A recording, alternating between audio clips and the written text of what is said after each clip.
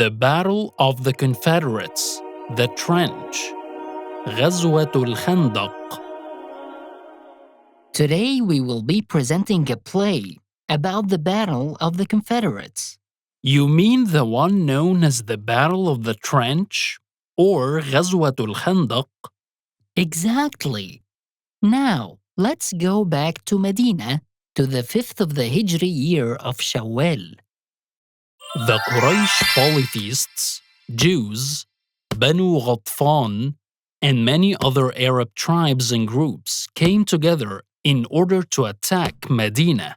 I can hear their anger, either seeking revenge, intending to conquer, or even wanting some fruits of Khaybar date palms. The general aim was to eliminate Islam and Muslims forever, using 10,000 fighters. On the other hand, I can imagine Muslims consulting and thinking together to defend their beloved Medina. I found it, Salman al-Farisi said. What did they do then? Salman al-Farisi advised that a deep trench has to be dug to the north of Medina, which was liked by the Prophet, and then put into application. Were the other sides of Medina protected? Yes, the other sides of the city were naturally protected by hills in the east and west, and trees and bushes in the south, as well as Banu Qurayza. And can they be trusted?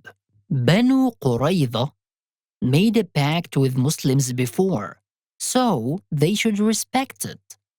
I can see 3,000 Muslims working day and night for about 15 days with the lead of the Prophet himself by dividing the distance among his companions to finish building the trench.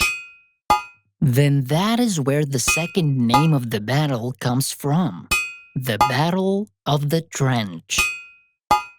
Just imagine the Allies' surprise when they saw the trench, something they had never seen before in Arab lands. It ruined all their plans to enter Medina. Their patience ended after 1 month, and their anger increased. Surely, and they tried to cross from a narrow point in the trench, but completely failed. Don't get too happy. The believers then got tested by Allah, and distress increased. What happened? You were right about Banu Qurayza. The Prophet knew that they had violated the pact with Muslims and joined the Confederates. Oh my God! Do you mean the Muslims became surrounded from all sides now? They must have been in great fear. Muslims did not lose faith in the mercy of Allah and were sure that He will support them in Surah Al-Ahzab. Remember when they came at you from above you and from below you, and when eyes shifted, in fear, and hearts reached the throats, and you assumed about Allah various assumptions. There the believers were tested and shaken with severe shaking. The Muslims now are 3,000, while their allies have become 10,000. But Muslims made such a great effort, so I'm sure Allah sent them moral support in this difficult situation, correct? Sure, an unbreakable rock was broken by the Prophet himself, followed by being given glad tidings regarding the conquest of the Levant, Persia, and Yemen later on. And how can we not forget to increase the food of Jabir ibn Abdullah to be enough for all? Subhanallah.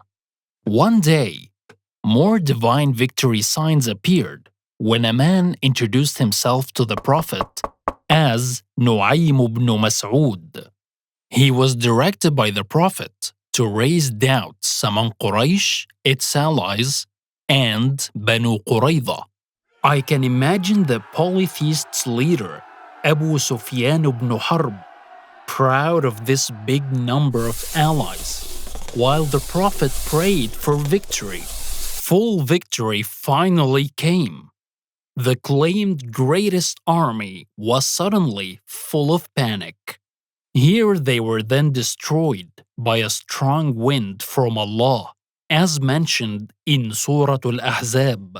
O you who have believed, remember the favor of Allah upon you when armies came to attack you, and we sent upon them a wind and armies of angels you did not see, and ever is Allah of what you do seeing. Today we will be presenting a play about the Battle of the Confederates. You mean the one known as the Battle of the Trench, or غزوة الخندق? Don't you think the Battle of the Trench is full of lessons, Omar? Sure, it teaches leadership, innovation, and mostly having certainty in Allah and staying firm, as well as many other Islamic values.